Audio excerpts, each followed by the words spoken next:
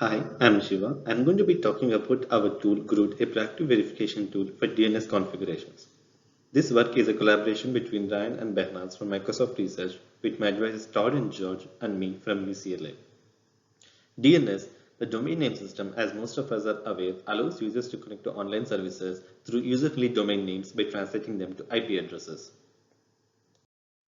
As such, any misconfiguration in DNS can lead to service disruptions, as the user will not be able to resolve a domain name to IP address to connect to that service. And these are the recent examples of disruptions of some of the major services due to misconfigurations in DNS. Given the critical nature of DNS in resolving domain names, any disruption of it can have a wider impact, as is evident from the recent Azure outage.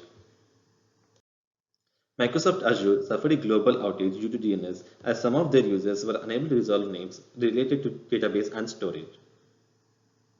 In addition to these services, other Azure services which were dependent on services hosted on these affected domains were also in turn affected, so this had a cascading effect. The total impact duration was close to 20 hours.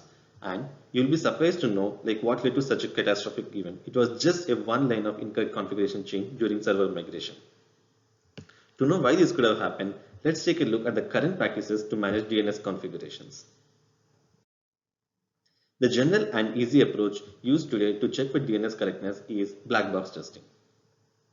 In this approach, the engineer of an organization has a list of properties that the DNS config has to satisfy. Let's say, as an example property, all queries under their domain should not be rewritten. It is common for in DNS for a query to be rewritten to some other query before it is resolved to IP address, so the engineer for some reason does not want that rewrite to happen to any of their queries. So he tests this property by sending some queries to the live DNS system, and the system replies with some answers. All the answers look good to the engineer, and he concludes that it's probably fine overall. The major problems with this approach are that it can only find errors after they are live in the system, and it's not an exhaustive process. The engineer might have missed testing a query which violates this property. The second approach used by some of the organizations is configuration review. DNS experts can be used to review the zone files before they are put into production.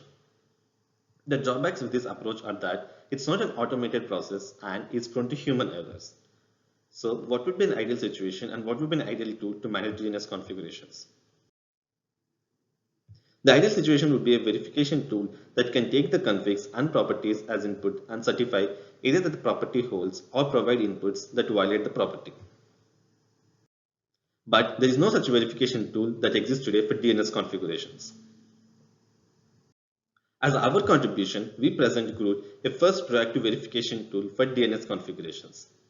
Let's take a look at the end-to-end design of Groot.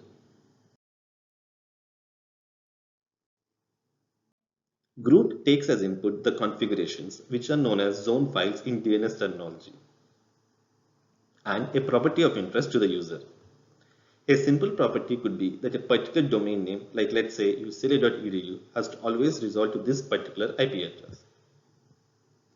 The more interesting properties are those that has to be satisfied by all queries. For example, all queries must return a consistent answer.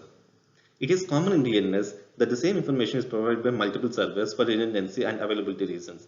So we want the user to get the same answer irrespective of whichever server he contacts. And another example would be the one that we saw earlier, that no query rewriting during the resolution process. Given the zone files and the property as input to the Groot, Groot tells us that either the property is valid on all the query inputs or provide queries that violates this property.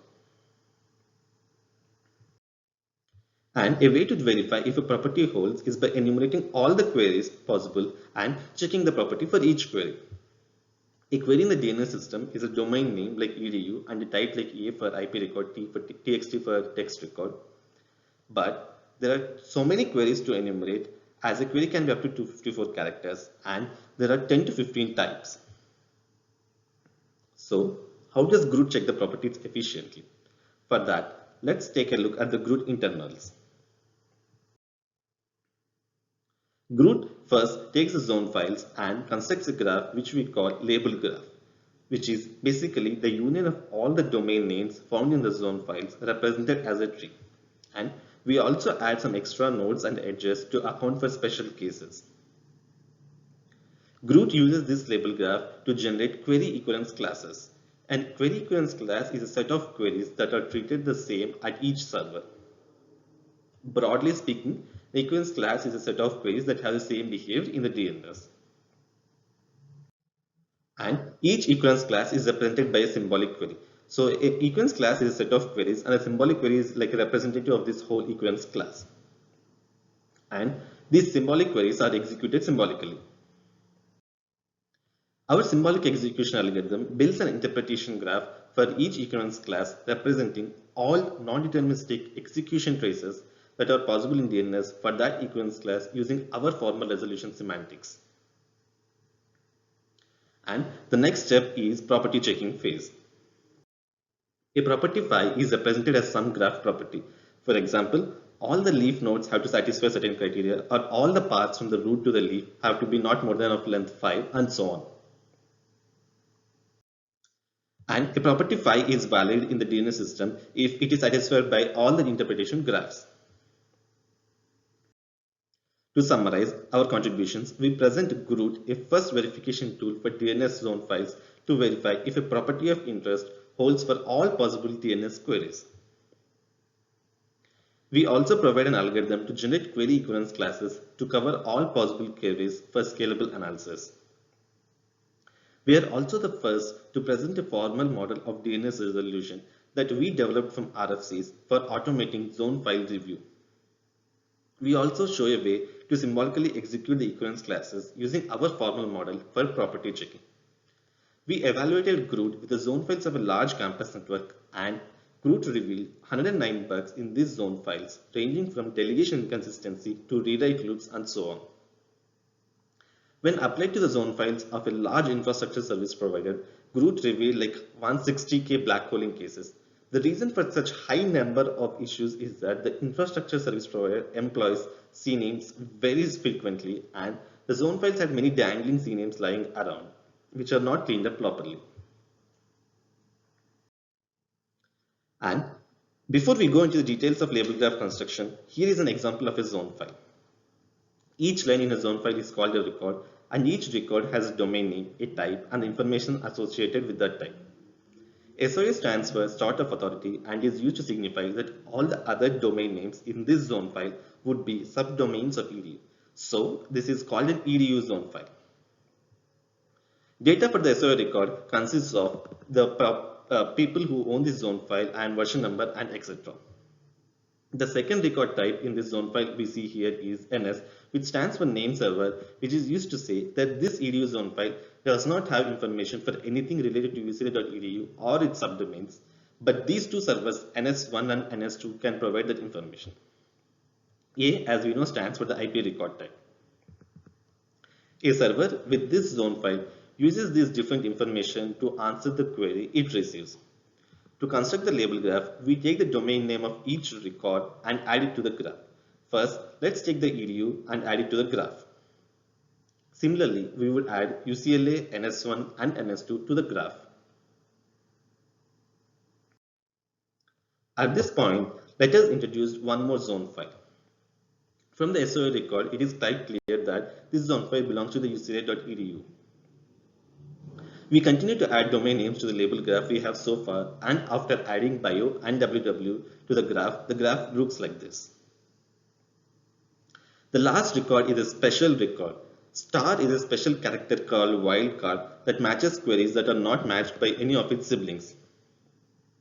For example, if a query consisted of EE instead of the star, the record would match that query. But if the query consisted of bio or www, it will not be matched by that record because bio and www already exist in the zone file. And we also differentiate between star, which is the character star, and the wildcard star. So we add two nodes to the label graph. Here the star in the label graph represents the character star, and the alpha captures the wildcard nature of the star. So alpha is any arbitrary sequence with the end label different from of its siblings. Alpha is like a complement subtree which is not captured by any of its siblings. And CNAME stands for canonical name and is used to completely rewrite the query name. For example, if a query like apps.ee.ucla.edu is matched by the wildcard record, then it will be rewritten to the query www.ucla.edu. I won't go into the nitty-gritty details of how this CNAMEs and its more complex to rewrite version DNAME complicates things. Please see our paper for more details. Let us add one more UCLA zone file but obtained from a different server. Let's say this zone file is obtained from the NS2 server and previous one from the NS1 server. The zone file at the NS2 server has only two records, and since UCLA.edu is already present in the graph, there is no change to the label graph. In the end, we add an alpha child to each node to represent the subtree not represented by its original children. After the label graph is constructed, the next step is to generate query equivalence classes. Every path through the label graph from the root corresponds to several equivalence classes, one for each query type. For example, the path from the root to the UCLA node corresponds to the equivalence classes UCLA.edu with type A, UCLA.edu with type txt, and so on for each record type. Similarly, the path from root to the alpha node under UCLA with type A represents an equivalence class that encompasses a large set of actual queries. This set of queries are an equivalence class and are represented by the symbolic query alpha.ucla.edu. For the above two uses, UCLA.edu A and txt, the symbolic queries are they themselves. The next step is to perform symbolic execution. Consider the symbolic query alpha.ucla.edu. The key insights in the symbolic execution of this query are that alpha can be left opaque, and because alpha only occurs at the head of the query and are never matched directly. By construction, we made sure that alpha will never match any existing record in the zone file except for a wildcard. So we need not know what alpha can be and what alpha cannot be. That is basically saying we need not know whether what is green box and red box for each alpha explicitly. We just need to know that there is an alpha. The second insight is that we can do parallel processing. That is, different equivalence classes with the same query name but with different types can be executed together by building only one interpretation graph using the compact bitset representation. For example, alpha.ucla.edu with type A ns.txt can be executed together by using a compact bitset representation. And each interpretation graph can be built in parallel because there is no cross relationship between different equivalence classes. And since the property checking is also independent of multiple interpretation graphs and is property checking local to each graph, so property checking can also be done in parallel. Let's look at an interpretation graph example. Let's consider that we are at the edu's name server and we have this symbolic query. To answer this symbolic query, the server looks at the zone file. Let's say we have the edu zone file that we saw earlier. The name server looks at the zone file and finds that for anything related to ucla.edu and any of its subdomains, they need to ask the NS1 and NS2 server. So it replies with an answer saying, I don't know the answer, but this is the referral. NS1 and NS2 are the two servers that can answer your query. So we proceed and ask the NS1 and NS2 servers. First, let's take a look at the NS2 server. Let's say the NS2 server has a small zone file of the ucla.edu. This server looks at the zone files and sees that it only has records for ucla.edu and there is nothing below ucla.edu. But we know that alpha is a non-empty symbol, so there should be something below ucla.edu. So this server says that there is nothing below ucla.edu, so there is no existing domain below ucla.edu. So it replies with us with nx domain. Similarly, let's look at the other zone file which has other name server which has the other zone file. This name server looks at the query and sees that there is an alpha, and by construction we made sure that alpha will not match bio and ww, so we know that this alpha will match only the wildcard record, and this wildcard record is a CNAME, so this name server will rewrite the query to a new query. Here answer queue, nx and referral are the tags that we use from our formal model. So the query is returned to www.ucla.edu. This server checks again if it can answer the new query and found that it can answer the new query because it has record for www.ucla.edu. And since it only has a record type, it answers that with the IP record, and it has no records for ns.txt, so it answers with an empty set. The next step is property checking. Let's consider a simple property like answer consistency. And this property is represented in the graph by checking that different sync nodes must return the same answer for the answer to be consistent. But we find that in this graph, there is no answer consistency because different sync nodes, different leaf nodes have different answers. So this answer consistency is violated on this graph. Let's consider another property called rewrite blackwalling. And rewrite blackwalling basically says that there should be a path from the root to any leaf node which has a rewrite in the middle and it ends with an NX. But there is no such path in our graph, so there are no rewrite blackwalling cases in our graph. We have several theorems in the paper about our approach. The first one states that the equivalence class generation algorithm is sound. That is, if two queries Q1 and Q2 are in the same equivalence computed by the algorithm, then they are treated equivalently at each server. The second one is the end-to-end soundness, which says that if two queries are treated equivalently at each server, then the resolution behavior is the same in the whole DNS system. Finally, each query belongs to at least one equivalence class, so we check all queries. We applied GROOT to the zone files of a large university. The zone files are managed in a decentralized fashion with departments managing their own zone files. We obtained the campus zone files and 895 subdomain zone files using zone transfer. There were in total 120K resource records, and of which there were 4,000 CNAME records and 63 wildcard records. The results after checking GROOT, after checking properties through GROOT are as follows. And GROOT only took 7 seconds to run on this dataset. The violation of properties in the first table are functional violations and are considered as bugs, while the properties in the second table showcase GROOT's ability to help operators explore and understand the behavior of their DNS configurations. Violations of these properties are not necessarily bugs, but are interesting behaviors that an operator may be interested to examine.